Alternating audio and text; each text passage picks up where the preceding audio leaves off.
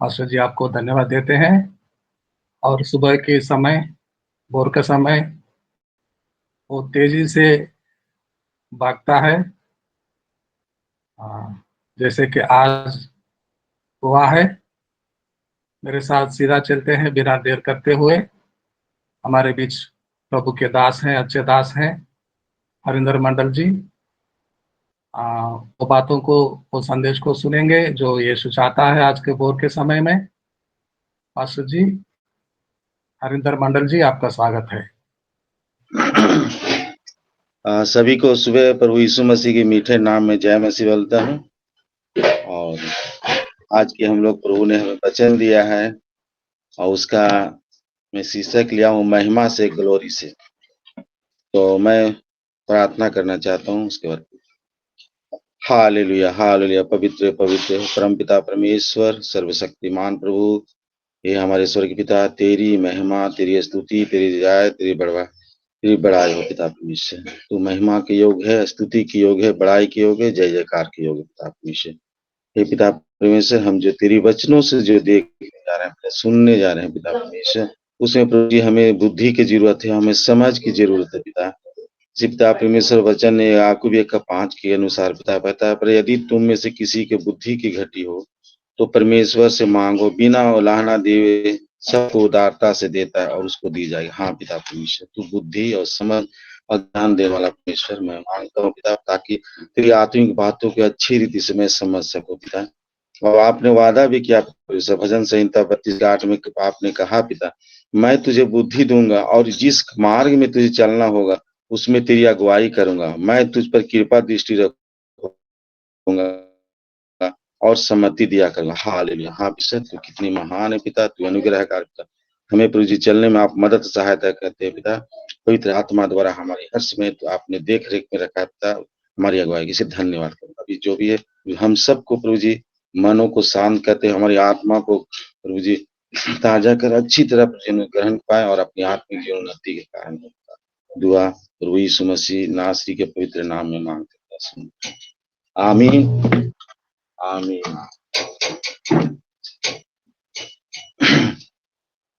एक जय मसीह। तो मैं आज वचन पढ़ना चाहता हूँ और वचन का शीर्षक है महिमा, ग्लोरी। मैं रोमियो का 11:36 में पढ़ना चाहता हूँ वचन शुरू। क्योंकि उसी की ओर से और उसी के द्वारा और उसी के लिए सब कुछ है, उसकी महिमा युगन युगन होती रहे। आमीन। एक वचन और है, नीति वचन 16:4, उसमें प्रभु कहता है, यहोवा ने सब वस्तुएं विशेष उद्देश्य के लिए बनाई है। हालेलुया। एक प्रकाशित वाक्य 4:11 वचन बोलता है, कहती है, हे हमारे प्रभु और परमेश्वर, तू ही महिमा, आदर और सामर्थ के योग्य है, क्योंकि तू ही ने सब वस्तुएं सिरजी और वह तेरी ही इच्छा से थी और सिरजी गई। हालेलुया। तो यहाँ पे देखते हैं कि यहाँ परमेश्वर ने हम सबको रचा है। इस पूरे सारी पृथ्वी को बनाने वाले, सारे ब्रह्मांड को बनाने वाले, स्वर्ग में रहने वाले, पृथ्वी में रहने वाले, जितने सारे समुद्र में जितने सारे जीव है, गण है, सबको परमेश्वर ने रचा है। और कहीं ना कहीं हम देखते हैं कि अगर किसी चीज का अगर निर्माण होता है या निर्माण किया जाता है, चाहे वो फैक्ट्री में हो, चाहे हम खुद का बनाए हो या कहीं भी कहीं, तो कहीं ना कहीं उसका एक अपना उद्देश्य होता है, उसका एक लक्ष्य होता है कि इसे किस उद्देश्य से बनाया जाए। जैसे मैं ये उदाहरण लेना चाहता हूँ, कुछ भी, जैसे कहने का मतलब है, मेरे सामने बल्ब है, बल्ब अगर मैं बनाया, किसी ने बनाया है, कंपनी ने बनाई है, कहीं ना कहीं कंपनी ने बनाने के पहले एक उद्देश्य है कि मैं इससे प्रकाश लेना है, बिजली का काम में इसे लाइट का काम है। इसी प्रकार और से भी देखते हैं, मान लीजिए हमारे पास कलम का मैंने ये किया था, अगर कलम भी बनाया तो कहीं उससे लिखने का काम। तो ये सब बहुत ऐसी चीज है जो हम खुद बनाते नहीं, उसका एक हम लक्ष्य बनाते। और जो चीज बनाई जाती है उसका क्या उपयोग में लाया जा सकता है, वो क्या किस ये में उसका हम प्रयोग कर सकते हैं, और तो वो चीज बनाने वाला ही जानता है। और कहा गया कि अगर मान ली मैंने कुछ बनाया, अगर वो अच्छी चीज नहीं बना, खराब हो जाता है, तो कहीं ना कहीं अगर वो सही काम में यूज नहीं होता, तो कहीं ना कहीं हमारे अंदर में झुंझलाहट होता है या अच्छा नहीं लगता, कह रहे मैंने इसे जिस काम के लिए बनाया वो सब बेकार हो।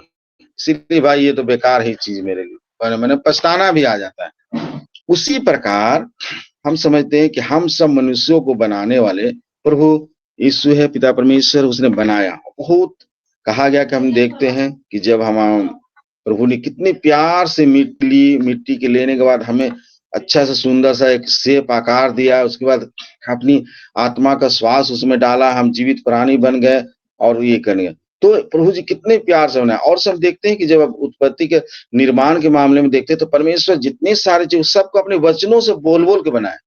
लेकिन मनुष्य एक ऐसी जाति है जिसे परमेश्वर ने बहुत प्यार से और अच्छी रीति से रचा और अपने श्वास के द्वारा बाकी बात सबको और अपनी समानता में रचा। सबसे बड़ी महिमा की बात देखिए, प्रभु कितनी दयालु है जो अपने स्वरूप में रखा, माने अपने माने उतना अपने बराबरी में नहीं कर, कुछ ऐसा गुण स्वभाव वैसा ही गुण मेरे अंदर में डाल दिया, मेरे अंदर। तो प्रभु हमने और सबसे कहा देखा जाए तो इस पृथ्वी पर सबसे श्रेष्ठ अगर परमेश्वर ने रचना किया है तो वो है मनुष्य जाति। तो परमेश्वर ने वचन यहाँ साफ कहता है कि वचन में देखते हैं कि यहोवा सब वस्तुएं, नीति वचन 16 के 4 में, यहोवा ने सब वस्तुएं विशेष उद्देश्य के लिए बनाई। तो अभी यहाँ पर देखता है कि प्रभु ने हमें बनाया, हम तो आज अपने उद्देश्य में खो गए हैं। आज पूरी दुनिया जितने सारे मानव जाति सब अपना उद्देश्य में लग गया, पढ़ाई लिखाई, अच्छी नौकरी, अच्छा खाना, अच्छा कपड़ा पहनना, समाज में मान सम्मान, सब इसके पीछे भागा चल रहा, पृथ्वी के सारी भौतिक चीजों के पीछे भागा जा रहा है और ये हासिल करना चाहता है।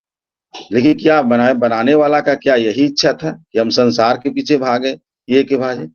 तो इसके पीछे देखे कि हम ये सब चीज तब करते थे जब हम अंधकार में थे, और हम जब नहीं जानते थे तो ये चीज करते थे। आज भी संसार, शैतान पूरी संसार पे अपनी प्रभुता चलाता है और बहुत सारे लोगों को जिसे छुटकारा की जरूरत है उसे शैतान लेकर रखा, उसे अंधा करके रखा है। तो हम नहीं समझ, लेकिन अब हम समझ गए क्योंकि वचन साफ कहती है कि यहोवा ने सब वस्तुएं विशेष उद्देश्य के लिए बनाई और वो है प्रभु से कि हम उसकी महिमा करें। क्योंकि आकाश जितने सारे हम देखते हैं कि जो यहाँ पर जैसा आकाश देखते हैं, आपका सूरज देखते हैं, चंद्रमा है, ये सब कहीं न कहीं परमेश्वर की महिमा कर रहे हैं। क्योंकि जो अपने कहा गया कि जिस उद्देश्य से आदमी को बनाया गया, वो अगर वो उद्देश्य से वो काम कर रहा तो वो सार्थक हो जाए। तो यहाँ पर देखते हैं इस संपूर्ण सृष्टि में केवल 2 ही ऐसी रचनाएं हैं जो उन्हें प्रभु को महिमा देने में असफल रहा। पहला है हमारा जिसे शैतान के नाम दे, जिसे लूसीफर कहते हैं, वो हमें बाइबल से पता चलती है, पवित्र वचन से चलता है कि एक समय वो स्वर्ग का बहुत अच्छे स्वर्गदूत थे, परमेश्वर के चारों ओर सेवक के रूप में रहते थे, वो काम कर, लेकिन कहीं न कहीं उसके अंदर में घमंड आया और वो अपने आप को, अपनी संपूर्ण शक्ति को देखते हुए अपने आप को परमेश्वर का तुल्य बनाने का कोशिश किया। और इसी वजह से देखा कि परमेश्वर इसके अंदर में पाप उत्पन्न हुआ, ये बराबरी करने का सोचा, तो परमेश्वर उसने कहा स्वर्ग से बाहर निकाल गया। उसके साथ जो उसके समर्थक में थे उसे 1/3 आपका स्वर्गदूतें भी गिराई गई, ऐसा जानकारी है। तो यहाँ पे देखते हैं प्रभु ने उसे वो प्रभु को महिमा देने में कहीं न कहीं चूक किया और परमेश्वर ने उसे स्वर्ग से निकाला। उसी प्रकार हम देखते हैं कि अब आदम और हव्वा को भी देखते हैं, परमेश्वर ने उसे विशेष रीति से रचा, उसे अच्छे बागों में रखा, उसे सब चीज की व्यवस्था दी, लेकिन कहीं न कहीं उसके अंदर भी वो घमंड आया और वो प्रभु को महिमा देने में या उसकी आज्ञा को पालन करने में ये किया, पाप भी किया, उसे भी वहां से निकाल दिया गया उस पार से। अब उसी तरह मनुष्य जाति को भी देखते हैं, कहीं न कहीं परमेश्वर मनुष्य जाति को बहुत विशेष उद्देश्य से बनाया। आज वो भटक गया है, दुनिया में खो गया है, उसे ये नहीं पता है कि हम किस लिए जब हम माँ के गर्भ में तब से प्रभु ने हमें रचा था, आज ये बात को भूल गई है, उसे उठा लिया, आज अपने आप में खो गया, खाने में, पीने में, सोने में, मान सम्मान में, आनंद मनाने में एकदम खो गया। यही तो सबसे बड़ी दुख है। अब ये बात को हम समझ सकते हैं कि अगर हमारे बेटा बेटियां हैं, अगर हम उसकी अच्छी रीति से पढ़ाएं लिखाएं और उसे अच्छा से खाना भोजन दे, जब उससे हमें हमारी उम्मीद रहती है कि अच्छी नौकरी या अच्छा बिजनेस या अच्छा काम करें, अगर वो आगे चल के जुआ में खो जाए, आपका शराब में, नशा में चल जाए, यानी जिस लिए मैंने उसे तैयार किया था वो कहीं न कहीं भटक जाए, तो क्या वो अपने पिता पर तड़प होती थी, क्या दुख होता, ये हम सब महसूस कर सकते हैं। ऐसे ही हम उस पिता के दर्द को समझ सकते हैं। आज उसी की वजह तो आज क्रूस पे आने की उनकी क्या जरूरत थी? आज उन्हीं का अगर आज्ञा पालते में रहते तो आज हमारे प्रभु को क्रूस पे चढ़ने की कोई जरूरत नहीं थी। आज इतनी दर्द, तकलीफ, कष्ट सहने का, आज जो अपमान जो थूका गया, ये कितनी कष्ट की बात है। वो हमारा ही पापों ने हमें लिए। शैतान ने तो उसे महिमा दी, उससे कोई मतलब नहीं। एक मनुष्य के प्रेम के चलते परमेश्वर ने इतनी सारी कुर्बानी, प्यारे पुत्र कुर्बानी। आज हमारे इतने कष्ट और दुख से, मैंने पिछले बार गुड फ्राइडे में उनके दर्द को मैं महसूस करता था। अगर मैं अपने आप को सोचता था कि अगर वो चीज अगर हमारे ऊपर हो जाए तो रियली में बदन सिर्फ सोच के सहर जाता था। वो तो उन पर पूर्ण रूप से उन पर लागू हुआ, तो ये बहुत दुख की बात। तो यहाँ पे देखते हैं कि अगर जो प्रभु सबसे मौलिक पाप बोला जाता है, पाप बोला जाता है, तो सबसे मौलिक पाप है, प्राथमिक पाप है अपने परमेश्वर को महिमा नहीं देना, क्योंकि उसी उद्देश्य के लिए बनाया और उसको काम नहीं कर रहे। कितना बड़ा ये की बात है। तो यहाँ पर सबसे मौलिक पाप है कि प्रभु को महिमा नहीं देना, या अपने जीवन में परमेश्वर का प्रथम स्थान नहीं देना, ये बहुत बड़ी पाप। इसका मूल कारण हम देखा जाए तो हमें दो ही चीज मूल कारण देखने को मिलता है। सबसे पहली बात है कि हम प्रभु परमेश्वर से प्रेम नहीं करते। अगर प्रेम हम करते तो हम उनकी आज्ञाओं को मानते, उनकी बातों पे चलते। दूसरी बात है कि हम उन पे विश्वास नहीं करते, पूर्ण रूप से हमें अभी तक विश्वास ही नहीं है। इसी कारण आज मसीह हो के भी मसीह के ज्ञान और शिक्षाओं के एकदम विपरीत चले जाते। तो ये बात है, दो बात है। लेकिन प्रभु ने हमें ये आत्मिक पवित्र आत्मा के द्वारा हमें ज्ञान दे रहा है कि हमें प्रभु में किस तरह चलना है। हमको हमारा जीवन का मुख्य उद्देश्य प्रभु का महिमा करना। तो यहाँ पर दो बातें देखने को मिली। तो हम लोग ये देखते हैं, इस प्रकार से हम लोग प्रभु को मुख्य लक्ष्य है परमेश्वर की महिमा करना। हम सब देखते हैं कि सृष्टि में जब भी कोई तत्व अपने उद्देश्य की पूर्ति करता है तो उसमें परमेश्वर की महिमा होती है। जिस उद्देश्य से हम लोग, अगर परमेश्वर ने बनाया, अगर उसकी महिमा होती, उस पूर्ति होती है तो उसकी महिमा कर। अभी हम देखते हैं कि आप सब में हम लोग का एक धारणा बना हुआ रहता है कि जैसे हम लोग देखते हैं, जब हम लोग चर्च में जाते हैं, कलीसिया में जाते हैं, तो वहां देखते हैं कि बहुत ऐसे विश्वासी भाई बहन सोचते हैं अभी उनकी किसी भी चीज की जरूरत हो या बीमार हो तो प्रार्थना करने के पास्टर जी या हमारे भैया हमें हमारे लिए प्रार्थना कीजिए।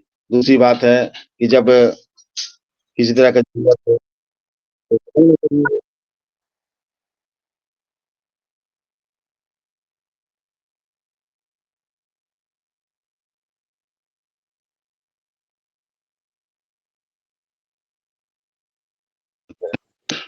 सॉरी सॉरी सॉरी, ये थोड़ा सा दिक्कत होगी। हाँ,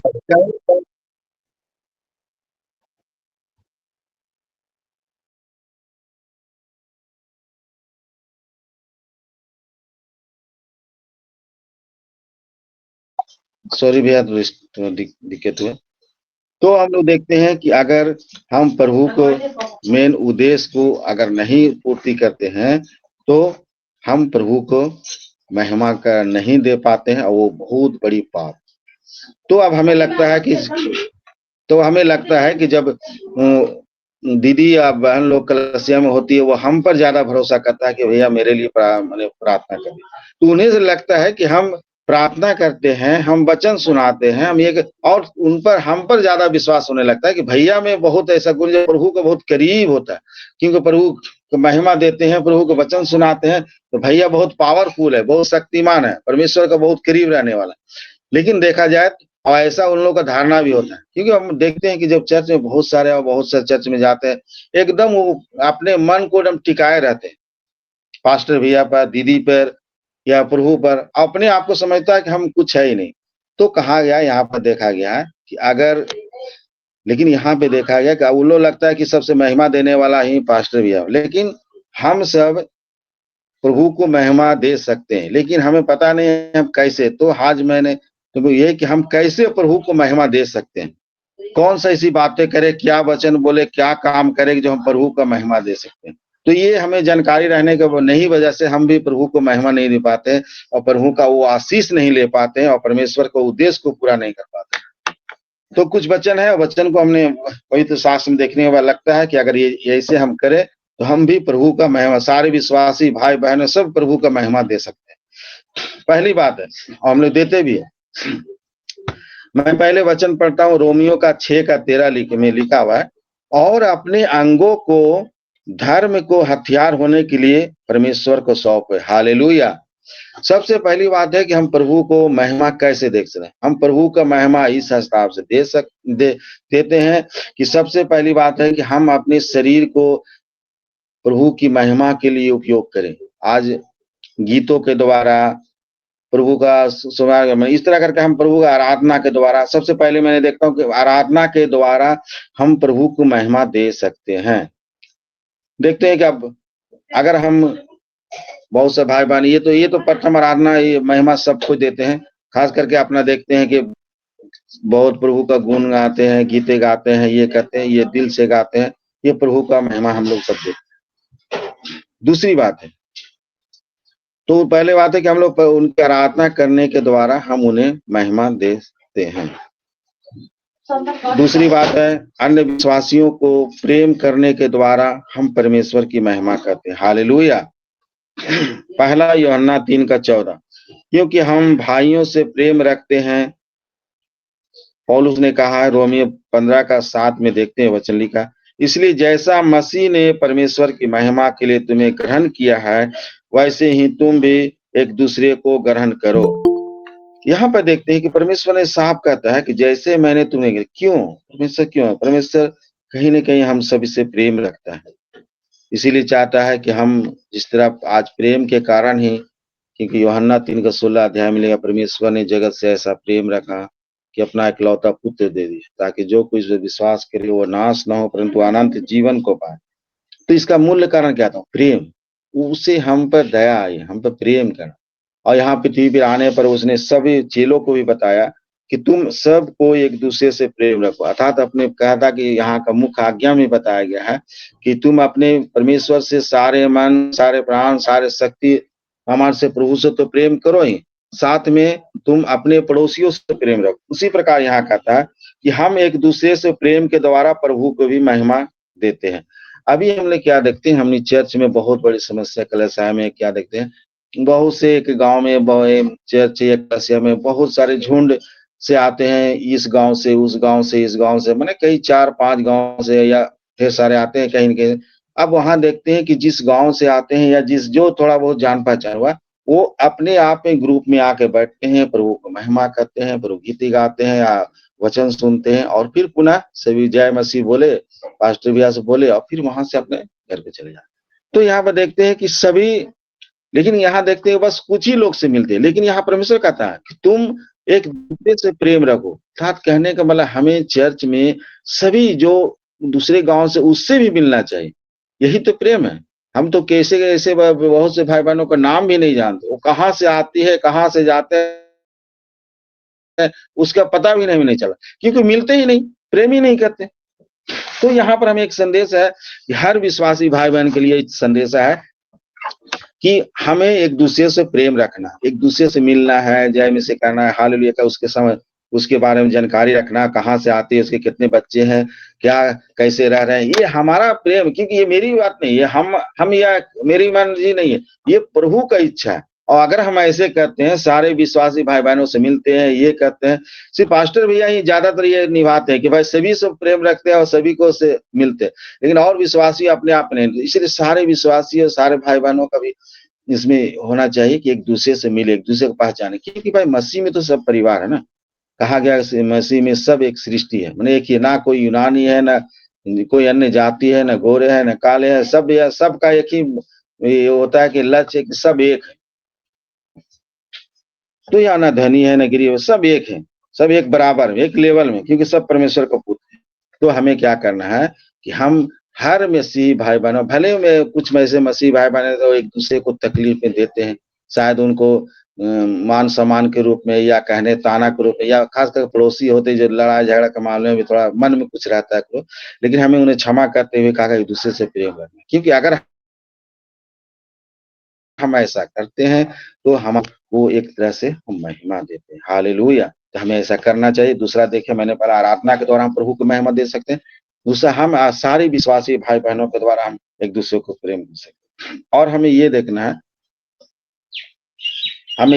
है कि हमें अन्य लोगों के साथ भी प्रेम रखना। ये तो प्रभु का है कि हमें भाई अपने भाई बहनों के साथ तो करना ही चाहिए, लेकिन हमें अन्य लोगों को साथ भी प्रेम रखना है, क्योंकि अगर हम सिर्फ अपने भाइयों बहनों में ही प्रेम रखेंगे, एक दूसरे का हालेलुया जय मसीह बोलेंगे, तो हम सुसमाचार कहाँ सुनाएंगे।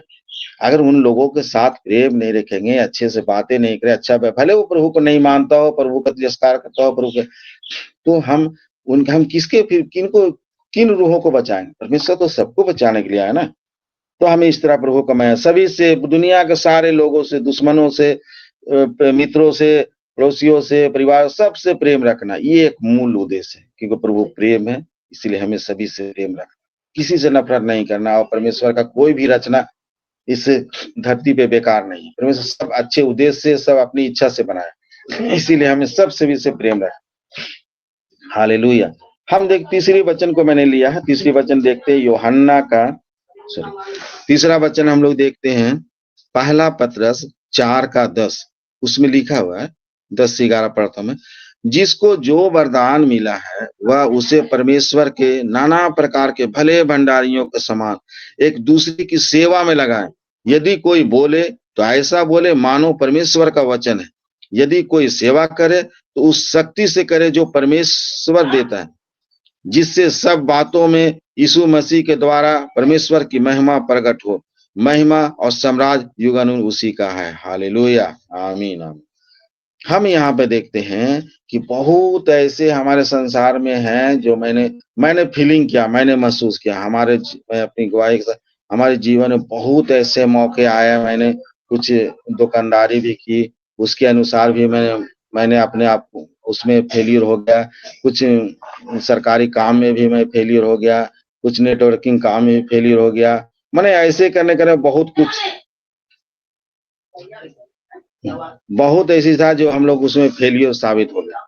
तो यहाँ पे देखते हैं कि परमेश्वर ने वचन, यदि कोई सेवा करे तो हमें कहीं कहीं तो आज के देखते हैं कि लोग को अच्छी नौकरियां हैं, अच्छे बिजनेस है, अच्छे मने आपका राजनीतिक में है, लेकिन उस जगह पे अगर है तो अपने आप को उस वो जो उसको काम मिला है वो समझिए अपने बल और सामर्थ्य के द्वारा ही अपने आप को समझता है कि मैं अपने बल, अपने सामर्थ्य, अपनी बुद्धि, अपनी समझ के द्वारा मैंने इस जगह पर पहुंचा।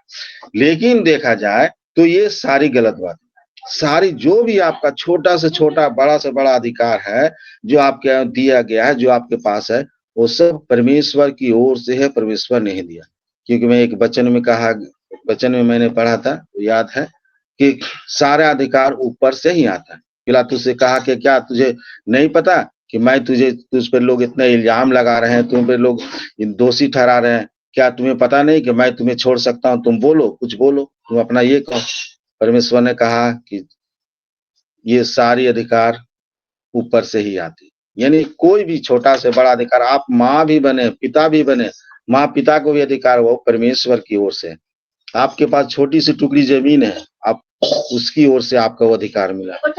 तो यहाँ पर देखते हैं तो सारी चीज अधिकार आपका ऊपर से आता है। तो कुछ ऐसे जो वरदान है, कहा कि अपने वरदानों को द्वारा दूसरी की सेवा करके परमेश्वर की महिमा कर सकते हैं। तो हमें देखा जाए कि बाइबल के अनुसार बहुत ऐसी वरदानें हैं, बहुत ऐसी है जो हर व्यक्ति के पास कुछ ना कुछ है जो उसके माध्यम से वो करता है। जैसे पहला कुरिन्थियों 12 का 8 से 10 में हम लोग देखते हैं बुद्धि का वरदान, ज्ञान का वरदान, विश्वास, चंगाई का वरदान, सामर्थ्य के काम करने का वरदान, भविष्यवाणी का वरदान, आत्माओं के परखने का वरदान, अनेक प्रकार का भाषा का ज्ञान, भाषाओं का अर्थ बताने का वरदान। ये सारी है जो कहीं न हमारे विश्वासी भाई बहन में ऐसे बहुत से वरदान है। सेवा करने का वरदान, दान ऐसे गुण या दान करने का, ये बहुत ऐसी चीजें हैं जो आदमी कर सकता है। हम दान के द्वारा भी प्रभु की महिमा दे कर सकते हैं। हम जो भी कलीसिया में जो जिम्मेवारी मिलती है उसको भी अच्छी तरह करने के द्वारा। तो ये कहा गया कि जितने सारे आपके वरदान है उस वरदान को पहचानिए कि आप में क्या है, कौन सा ऐसा काम के द्वारा प्रभु को महिमा कर सके। तो संपूर्ण मन से उसको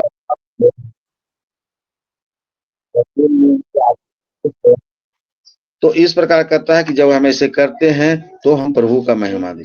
इसीलिए अब मैंने सोचा कि भाई आप बोला कि अपने बाइबल कहती है कि अपने वरदानों को पहचानो, कौन सा वरदान है? तो सभी को ये, तो इस वरदान को हमें लोगों को बताना है कि अगर आप प्रभु का महिमा सोचते हैं कि प्रभु का महिमा करना है, तो आप अपने को पहचानिए कि आप में कौन सा ऐसा गुण है। अरे कोई गुण हो या ना हो, कम से कम आप दान देने का तो वरदान है ना, कि दान भी आप तो दे के प्रभु की सेवा कर सकते हैं।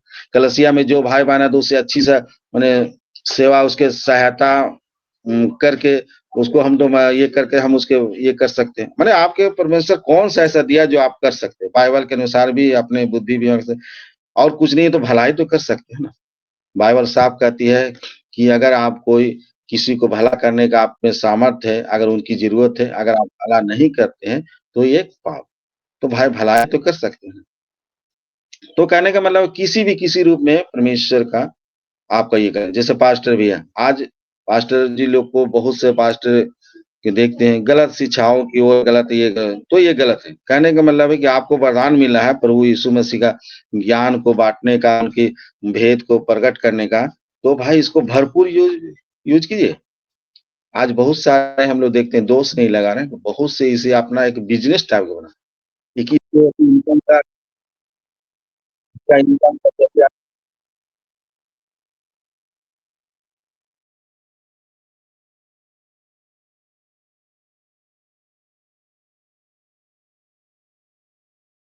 म्यूट में चले गए हैं भैया, आवाज नहीं आ रही है आपकी।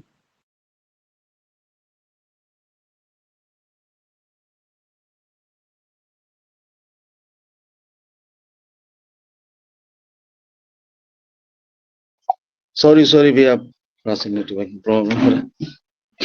तो यहाँ पे देखते हैं हम अपने वरदानों को दोबारा, जिसे मैं प्रचार करने का वरदान मिला, तो मैं खूब जम के प्रचार करूँगा। मैं खूब प्रभु का अध्ययन करूँगा, सारे वचनों से पढ़ूँगा। आप जहाँ से जहाँ हो, जितनी बुद्धि, दिमाग परमेश्वर ने संगठन करने का हमको क्षमता पूर्ण रूप से करना चाहिए, ये करना चाहिए। किसी का मान लें दान देने का, तो दान खूब दीजिए। दान देना कि प्रभु के अच्छे कामों के लिए हमको दान देना चाहिए। यानी कहने का जितनी सारे आपका जो सामर्थ्य दिया, उसके अनुसार आपका प्रभु के महिमा के लिए, तो ऐसे करने के द्वारा भी हम प्रभु को महिमा दे सकते हैं। तो ये बात है। तो तीसरा मैंने कहा प्रभु को, मैंने पहले हम लोग देखा प्रभु का आराधना स्तुति करने के द्वारा, भजन कीर्तन के द्वारा प्रभु का आराधना दे सकता हूँ। दूसरी है कि मैं सभी विश्वासी भाई बहनों का, यानी लोगों के साथ प्रेम रखने के द्वारा मैं उनका महिमा दे सकता हूँ। तीसरा हमने देखा, हम अपने वरदानों के द्वारा जो हमें प्रभु में दिया, जो सामर्थ्य दिया, आज देखिए कहने का मतलब कुछ हो या ना, मान लें हमारे बेटे-बेटी है, तो हमें बेटे-बेटी को अच्छी रीति से पढ़ाना है, अच्छे से पढ़ा-लिखाना है, अच्छा खाना, व्यवस्था सब कुछ करना। यानी जो सेवा मिला है पूर्ण रूप से सेवा करना है, क्योंकि मरने के बाद ना वहाँ सेवा कर सकते हैं, ना किसी से बोल सकते हैं, ना आपको मौका मिले। तो प्रभु जो भी सामर्थ्य दिया, उसको सामर्थ्य को अच्छी तरह से उसको उपयोग में लाना है। चौथा वचन मैंने लिया है, दूसरा कुरिन्थियों 3:18। बाइबल लिखा है, परंतु जब हम सब के उघारे चेहरे से प्रभु का प्रताप इस प्रकार प्रकट होता है, जिस प्रकार दर्पण में, तो प्रभु के द्वारा जो आत्मा है, हम उसी तेजस्वी रूप में अंश-अंश करके बदलते जाते हैं। फिलिप्पियों 1:11 लिखा है, और उस धार्मिकता के फल से जो यीशु मसीह के द्वारा होते हैं, भरपूर होते जाओ, जिसे परमेश्वर की महिमा और स्तुति होती रहे। हालेलुया। हम यहाँ पे देखते हैं, ये वचन के अनुसार मसीह के समान बनने के द्वारा हम परमेश्वर की महिमा करते हैं। हालेलुया। वचन कहता है फिलिपियों 2:2-5 में लिखा है कि तुम्हारा स्वभाव मसीह का जैसा। तो यहाँ पे देखते हैं कि जब हम दुनिया में खो गए थे, हम पाप भरा जीवन जी रहे थे और हम शैतान की युक्तियों पर चल रहे थे, तो क्या परमेश्वर ने हम पर अनुग्रह किया। यीशु मसीह हम पर दया, क्योंकि दयालु है, अनुग्रह करने वाला परमेश्वर है, और हमें कहीं न कहीं सुसमाचार के द्वारा हमें सुसमाचार मिलने को मिला। हम उस पर सुने, उस पर विश्वास किए, और जब विश्वास किए तो मैंने प्रभु को ग्रहण किया, पछतावा किया। आज वो क्या है कि हम तो परमेश्वर हम सबको का हम चले आए। तो हम प्रभु यीशु मसीह में जब आते हैं, तो हम देखते हैं कि अक्सर हमारी कलीसिया में क्या होता है कि प्रभु मसीह में आने का उनका मुख्य लक्ष्य रहता है चंगाई पाने का। अक्सर देखते हैं, यानी 80% चंगाई के कारण ही प्रभु यीशु मसीह में आते हैं, और उसके बाद होता है कि उनका जो भी हम प्रभु से ग्रहण करते हैं, उसके बाद पुनः सब बैक लौट जाते हैं, ये करते हैं। तो यहाँ पर देखते हैं हमारा प्रभु यीशु मसीह के आने के पीछे सिर्फ ये नहीं होना चाहिए कि हम सिर्फ प्रभु मसीह का चंगाई ले या थोड़ा सा आशीष पाए भौतिक, और बहुत सारे देखते हैं कि सिर्फ भौतिक आशीषों को ही पीछे प्रभु को आराधना स्तुति करने में लगे। लेकिन नहीं, देखा जाए तो परमेश्वर चाहता है कि हम थोड़ा थोड़ा अंश अंश करके प्रभु का स्वरूप में बदलता जाए। हालेलुया। उनकी स्वभाव में बदलता जाए, उनके गुण में, उनका गुण हम ग्रहण करते जाए। तो ये देखा, अगर हम इस तरह करते हैं तो हम, अगर हम जैसे जैसे प्रभु का वचन अपने आप में जीवित रखते हैं, उसके खाते हैं और अपने आप को उस वचन में ढालते हैं, तो इसके द्वारा हम प्रभु का महिमा करते हैं। तो यहाँ इसके द्वारा भी हम प्रभु का महिमा करते हैं। तो हमें देखता है कि हमें वचनों को बहुत, हमारे जितने सारे पास्टर प्रचार करते हैं या हम उनको सुनते हैं, उनको वचनों को बहुत गहराई से हमें सुनने की जरूरत है, हमें ये करने की जरूरत है। और हम लोग ये देखते हैं कि बहुत से ऐसे हैं कि जैसे मैं उदाहरण देता हूँ कि जैसे आप नशा है, आज भी लोग नशे में हों। अगर हम प्रभु को चाहते हैं कि हम उनको महिमा करें, आप नशा छोड़ दें। अगर हम चाहते हैं कि बहुत ऐसी गलत बातें हैं जो हमारे जीवन में आज भी, मसीह में आने के बाद भी मौजूद हमारे जीवन में रहता है, क्योंकि देखा जाए तो हम पाप से हम इस ओर कन्वर्ट होते हैं। तो ऐसा नहीं कि हम पापी नहीं, हम भले प्रभु हमारी पापों को क्षमा कर दिया हो, लेकिन आज भी वो पाप अपने एक माने क्या बोलते बेहोश अवस्था में या सजग अवस्था में रहता है, हमें जिंदा रहता है। और मौका कभी कभी देखने के बाद वो हमें उभारता है, क्योंकि पाप मरता नहीं, वो स्वभाव उसका मरता नहीं। जब तक हम इस पृथ्वी पे जीवित रहेंगे तब तक वो स्वभाव हमारे अंदर में जीवित रहेगा। लेकिन हमें करना है वचनों के द्वारा उसे दबाना है, वचनों के द्वारा उसे ये करना। ऐसा नहीं कि शैतान हमें फ्री छोड़ देगा, मसीह में आ गए बस सारा कहानी खत्म, नहीं। हमें शैतान हर समय हमारे मौका देख के, हमारे परिस्थिति देख के, हमें समय देख के वो कहीं न कहीं हमें उभारता रहेगा, उस पाप की ओर लेके जाएगा। आज देखे जाए पर मसीह में आने के बाद भी हमारे बहुत से भाई-बहन आज भी खतरे में हैं। अगर सावधानी पूर्वक नहीं रहा तो आज भी वो अपने अच्छे से गिर सकते हैं। जैसे वो हमारी परिस्थिति को समझता है, तो हमें क्या करना है।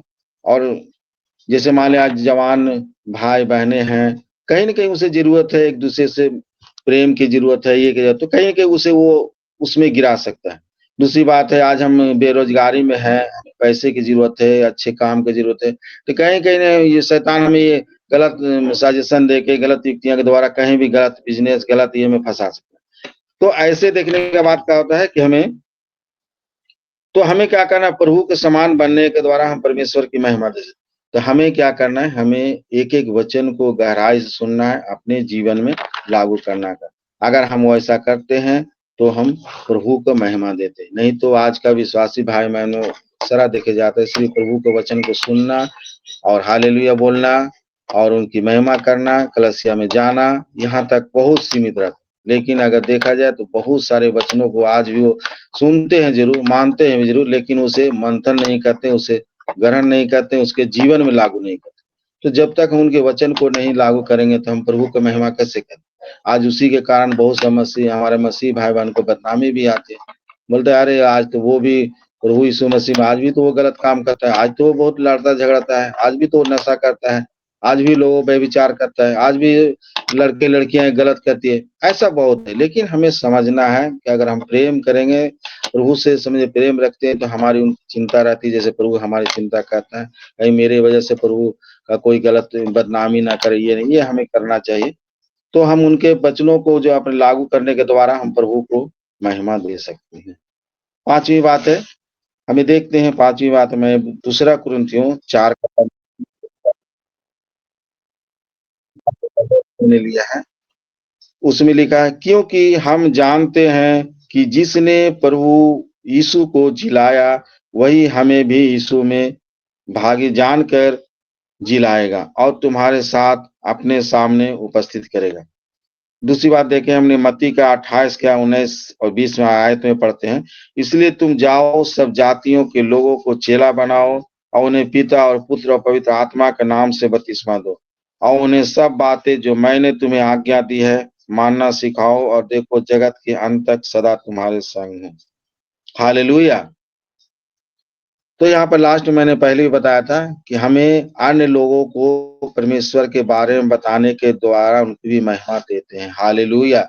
अभी हमें क्या करना है, ये सुसमाचार वाली बात है कि अगर हम जितने प्रभु यीशु मसीह को ग्रहण किए हैं, प्रभु यीशु मसीह में आ गए, मैंने बपतिस्मा लिया, सब कुछ किया, लेकिन यही काफी नहीं, हमें खुद बचना है और लोगों को भी बचाना है। तो हमें कहता है कि हमें लोगों को परमेश्वर के बारे में दूसरे को बताना, जो आज हमारे पास्टर अगुआ लोग करते हैं। वो दिन रात प्रभु को लोगों को सुसमाचार सुनाने में लगे थे, कई लोगों को प्रभु में उनकी रूह बचाने के लिए, उन प्रभु में लाने में उनकी बहुत भूमिका रहती है। तो इसी प्रकार हमें सिर्फ पास्टर अगुआ का नहीं, हर विश्वासी, हर भाई बहनों का कर्तव्य बनता है। अगर उसको पति नहीं है, अगर पत्नी है तो पति को विश्वास में लाइए, अपने बच्चों को लाइए, पड़ोसी को लाइए, कहने का मतलब अपने रिश्तेदार को लाइए, बगल संसार में जितने सारे जो नहीं भी, उन सब के लाइए। तो यहाँ पे देखते हैं प्रभु यीशु मसीह का सुसमाचार को दूसरे को बताने के द्वारा भी हम प्रभु को महिमा करते हैं। ये बहुत बड़ी बात है, क्योंकि इसमें प्रभु की आज्ञा भी है और इन प्रभु का इच्छा है कि जाओ जाति जाति का चेला बनाओ, ये करो। हालेलुया। तो इन सारे वचनों से हम देख सकते हैं कि अंत में ये कहना चाहता हूं कि अगर प्रभु को महिमा कर, आराधना के द्वारा मैं प्रभु का महिमा देते हैं। अन्य हम सारे विश्वासी भाई बहनों के साथ या अन्य लोगों के साथ प्रेम रखने के द्वारा महिमा देते हैं। तीसरी बात, हम अपने वरदानों का, जो भी हमें वरदान दिया उसके अनुसार हम दूसरे में प्रेम के उस वरदानों को अच्छी तरह उपयोग करने के द्वारा हम प्रभु को महिमा देते हैं। चौथा, हम परमेश्वर के समान आमीन। उनके गुण को, जी जी जी जी, हाँ भैया भैया, लास्ट है। तो मैं उसके द्वारा और अन्य लोगों को अपने परमेश्वर को वचन बताने के द्वारा, तो ऐसे द्वारा हम प्रभु को महिमा देता हूँ और इन वचनों से सभी को आशीष मिले। मैं भैया के हाथ में, आमीन आमीन आमीन। थैंक यू, बहुत बहुत धन्यवाद देते हैं आपको। हम कैसे प्रभु परमेश्वर का महिमा दे सकते हैं, बड़ी सुंदर तरीके से समझा रहे थे हरिंदर मंडल जी पास्टर साहब। आपको धन्यवाद देते हैं फिर से। और साजन कोशी सर से निवेदन है, एक बार सामने आएंगे हमारे बीच में और इस विषय पर और खुलासा दो शब्द बोलकर हमारे बीच में प्रस्तुत करें और आखिर प्रार्थना में चलाएंगे। Praise the Lord, praise the Lord. इस विशेष समय में जब हम पुनरुत्थान दिवस मनाकर दूसरे दिन की ओर हैं, कई प्रकार की बुराइयां जो मनुष्यों में होती है, कमी घटी अपने आप से जब हम बाहर आते हैं तभी समझ पाते हैं अपनी कमी घटी को,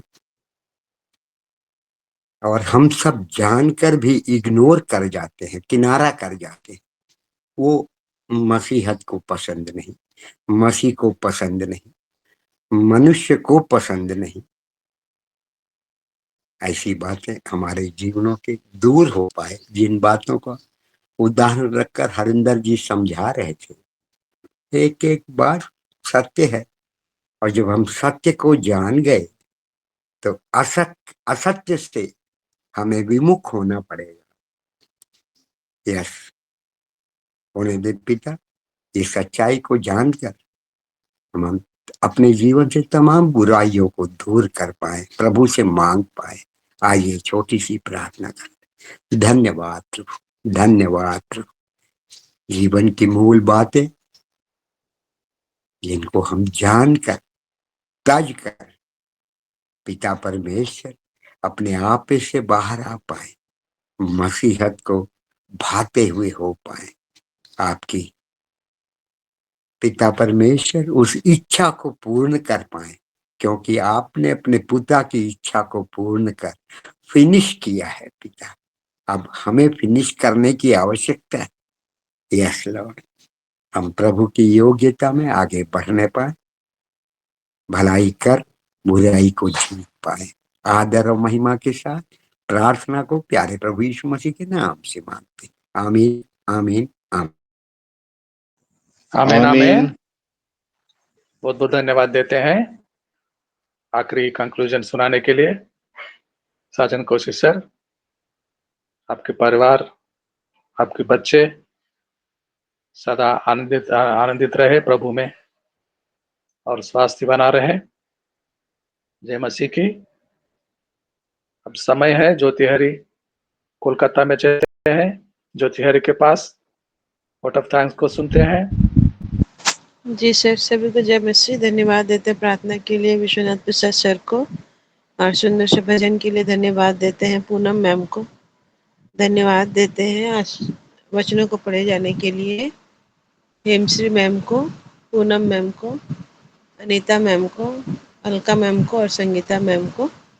और धन्यवाद देते हैं आशीष वचन को पढ़े जाने के लिए जयवीर सर को। सुंदर से प्रचार के लिए धन्यवाद देते हैं।